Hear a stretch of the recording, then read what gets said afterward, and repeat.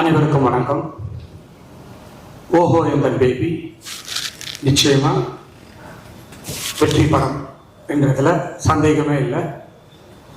ஏன்னா படம் பார்க்கும்போதே, ட்ரெய்லர் பார்க்கும்போதே அவ்வளோ கலர்ஃபுல்லாக, அவ்வளோ அழகாக அதில் நடித்த ஹீரோ ருத்ரா வந்து ஒரு ஃபர்ஸ்ட் படம் மாதிரியே இல்லை. அதுக்கு முன்னாடி விஷ்ணு சொன்ன கதையை கேட்ட உடனே நான் வெற்றிமாறன் சார் கிட்ட சொன்னேன், சார் இந்த கதை சூப்பராக இருக்கு சார் அப்படின்னு. ஆமாம் சார், நானும் அதுதான் நினச்சிட்டு இருக்கேன் அப்படின்னாரு.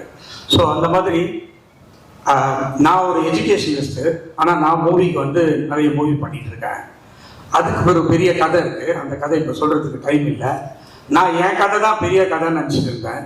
ஆனால் இப்போது விஷ்ணு விஷால் சொன்ன கதையை கேட்டு நான் இன்னும் அதுலேருந்து வெளியவே வரல.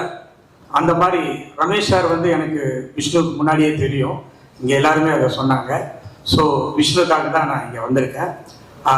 படம் உண்மையிலே கிருஷ்ணா ரொம்ப கலர்ஃபுல்லாக, டிஓபியாக இருக்கட்டும், மியூசிக் டைரக்டராக இருக்கட்டும், எடிட்டராக இருக்கட்டும், ரொம்ப கலர்ஃபுல்லாக இருக்குது. இந்த மாதிரி படம் தான் இப்போ நமக்கு தேவை. ஒரு ஜாலியாக என்ஜாய் பண்ணி சந்தோஷமாக பார்க்குற மாதிரி நிச்சயம் இந்த படம் வெற்றி படம் என்பதில் சந்தேகம் இல்லை. என்னுடைய வாழ்த்துக்கள். இங்கே வந்ததுனால விஷ்ணு சொல்லிடலாமா? விஷ்ணு விஷால் வந்து ஒரு நல்ல நடிகர் தான் நம்ம எல்லாரும் நினச்சிட்டு இருக்கோம். இந்த இதில் வந்து அவர் ஒரு நல்ல அண்ணன் அப்படின்றதையும் ப்ரூவ் பண்ணிட்டாரு.